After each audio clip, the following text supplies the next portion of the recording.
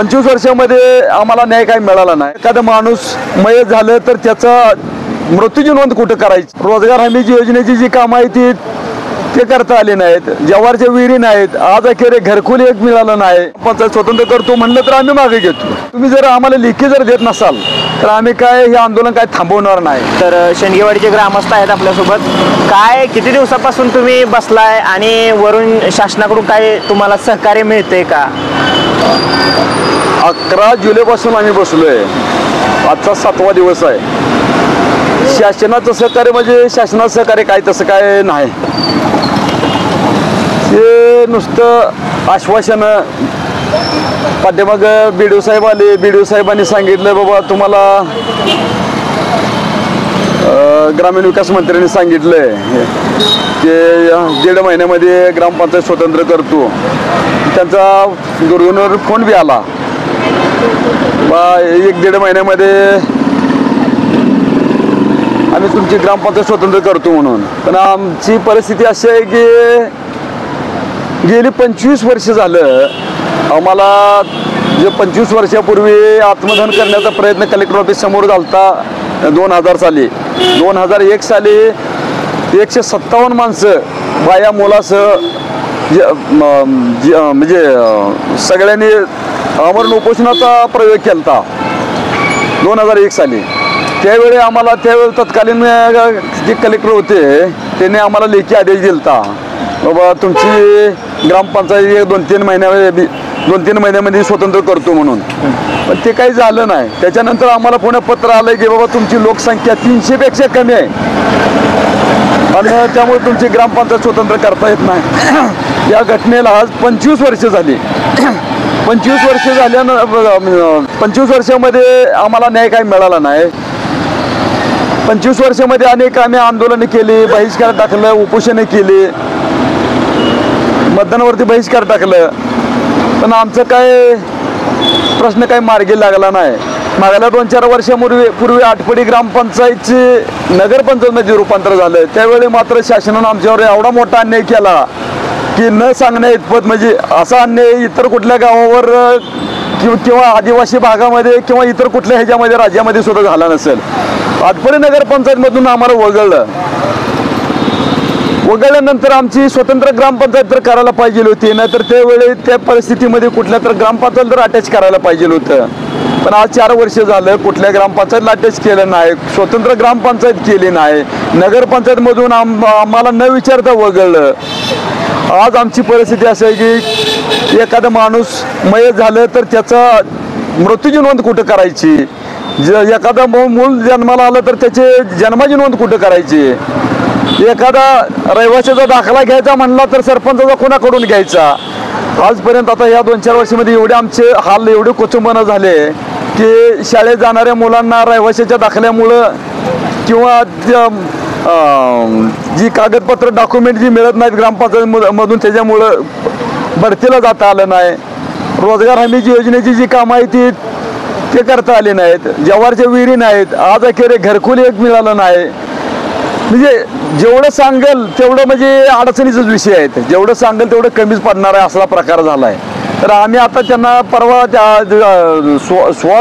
आमदार सुहासभाई बाबरसाहेब येऊन गेले तर तुम्ही उपोषण हे करा, आंदोलन मागे घ्या आणि काहीतरी 8-15 दिवसात होईल। पण आम्ही त्यांना बी सांगितलं तसं काय नाही, आम्हाला ठोस तुम्ही ग्रामीण विकास मंत्र्याचं किंवा मुख्यमंत्र्याच्या ह्याच्या किंवा सचिवाकडून एखादं जर पत्र आलं बाबा 1-1.5 महिन्यामध्ये तुमचं करतो, ग्रामपंचायत स्वतंत्र करतो म्हणलं तर आम्ही मागे घेतो। आणि जर काय तुम्ही जर आम्हाला लेखी जर देत नसाल तर आम्ही काय हे आंदोलन काय थांबवणार नाही। मला 1.5 महिन्यामध्ये देतो म्हणून सांगितलं, 1.5 महिना आमची बसायची तयारी आहे। पण आता असं आहे की आम्ही ठरवलेलं आहे, आज नाही तर पुणे कधीच नाही।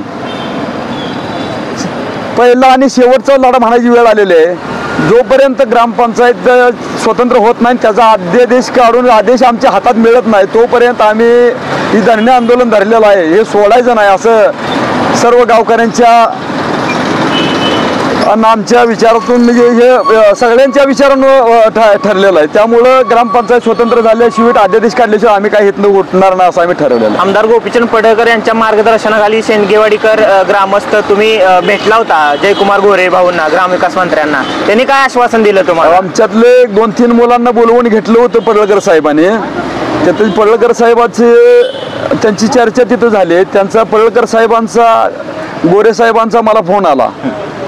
माझी त्यांच्या फोनवरती चर्चा झाली त्यांच्यासोबत. त्यांनी सांगितलं 1.5 महिन्यामध्ये तुमचा प्रश्न मार्गी लावतो. पण आम्हाला कसं आहे 25 वर्ष आम्हाला खेळत ठेवल्यामुळं, झुलवत ठेवल्यामुळं आम्हाला कोणावर भरोसा काय वाटत नाही. जोपर्यंत अध्यादेश निघत नाही तोपर्यंत आम्ही उठायचं ना असं ठरवलेलं आहे. आम्ही त्यांना बी सांगितलं पडळकर साहेब किंवा गोरे साहेबांना, आम्हाला तुम्ही लेखी द्या बाबा 1.5 महिन्यामध्ये करतो असं. 1.5 महिन्यात होऊ द्या ना तर 2 महिन्यात होऊ द्या, पण आम्हाला जर आधार वाटेल ना बाबा आपल्याला लेखी आलंय, उद्या जर नाही झालं तर आम्हाला ते लेखी दिलेलं पत्र त्यांना पुन्हा दाखवता येईल बाबा तुम्ही त्यावेळी असा आम्हाला म्हणला होता आणि आता काय झालंय मग करायला लागतंय. तुम्ही जर लेखी जर देत नसला, आम्हाला त्यांनी BDO साहेबांचं लेखी दिलं. आता BDO साहेबांचं लेखी मी 2000 सालापासून आंदोलन करतोय. इथं किती BDO आले, किती तहसीलदार गेले, प्रांत किती आले, कलेक्टर किती आले गेले, इतकं माझ्याकडे जवळजवळ बंच आहे. एक काय म्हणते तर तसं एक रद्दीच्या स्वरूपात जर हे केलं तर 2-3 किलो तर रद्दी होईल. त्यांनी ते लेखी मला आलेलं आहे. पण आम्हाला काही भरोसा वाटत नाही. ज्यावेळी होईल त्यावेळीच पक्क. त्या हिशोबाने आम्ही त्यांना सांगितलं तुमच्याकडून आम्हाला लेखी. त्यांनी काय आम्हाला लेखी दिलं नाही. BDOच्या लेखीवर आम्ही काही उठलो बी नाही आणि उठणार बी नाही. आम्ही त्या दिवशी त्यांना सांगितले. एकीकडं मंत्र्यांचे दारूचे परवाने आहेत ते स्थलांतर करण्याची प्रक्रिया 1-2 दिवसामध्ये होते, परंतु तुम्ही 25 वर्ष झालं स्वतंत्र ग्रामपंचायतीसाठी लढताय. एकीकडं मंत्र्यांची कामं असतील तर 1-2 दिवसामध्ये त्याची प्रक्रिया पूर्ण होते. आज तुम्ही 25 वर्ष लढताय तरी पण तुमच्या लढ्याला यश नाही. मग ह्या यंत्रणेबद्दल आणि प्रशासनाबद्दल काय सांगाल? ह्या यंत्रणेबद्दल आणि प्रशासनाबद्दल आमच्या तीव्र शब्दात किंवा आम्ही त्यांचा धिक्कार करतोय किंवा त्यांचा आम्ही निषेध करतोय. आज मला म्हणायचं आम्ही 2000 बहिष्कार 2019 मध्ये टाकला होता. 2024च्या खासदारकीच्या इलेक्शनवर बहिष्कार टाकला. 2019च्या आमदारकीवर बहिष्कार टाकला होता. त्याच्या अगोदर 2007 मध्ये धरणे आंदोलन केलं होतं.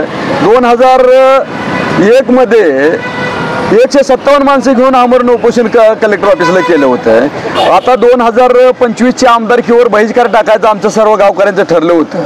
पण त्यावेळेचे तत्कालीन जो कलेक्टर होते राजू उपाध्याय, काय त्यांचं नाव मला काय डिटेलमध्ये हे होत नाही, म्हणजे लक्षात येत नाही. पण ते आले, शिवसाहेब SP साहेब सगळ्यांनी आलं. त्याने आम्हाला एक आदेश दिला. काय दिला? तुमचा प्रस्ताव म्हणले पुणे विभागीय पुणे आयुक्ताकडून प्रधानमंत्री कार्यालयात गेलाय त्या ग्रामविकास सचिवाकडं, आणि तुमचे 2 ते 3 महिन्यामध्ये तुमची ग्रामपंचायत स्वतंत्र होत्या म्हणून असं सांगितलं. आणि त्यांच्या त्या भूलथापाला बळी पडून आम्ही त्यावेळी बहिष्कार टाकायचा मागे घेतला. पण अजून काय 1 वर्ष झालं तिकडचा कागद तिकडे हल्ला नाही. हा प्रस्ताव ग्रामीण विकास मंत्र्याच्या टेबलला आहे. कधी गेलाय? 9/12/24 गेलाय. आज अखेर त्याच्यावर काही कारवाई झाली नाही. आता तर मग कसं त्याच्यावर भरोसा कसा ठेवायचा म्हणून आम्ही हाही धरणे आंदोलन हाय असंच ठेवायचं ठरवलं. जोपर्यंत अध्यादेश निघत नाही तोपर्यंत इथून उठायचं नाही ठरवलं. तर मंडळी, तुम्ही आता या ग्रामस्थांची हकीकत ऐकलेलीच आहे. महाराष्ट्र सरकार किती निर्दयी, 25 वर्षापासून लढा चालू असताना सुद्धा या शेंडगेवाडीकरांना न्याय मिळत नाही.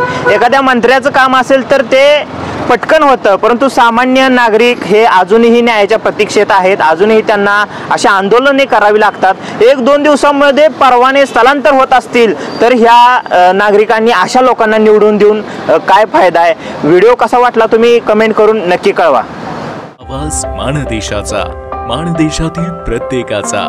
माणदेश प्राईम सबस्क्राईब करा आणि अपडेट रहा. नवीन व्हिडिओच्या नोटिफिकेशनसाठी बेल आयकॉनचं बटन दाबा. धन्यवाद.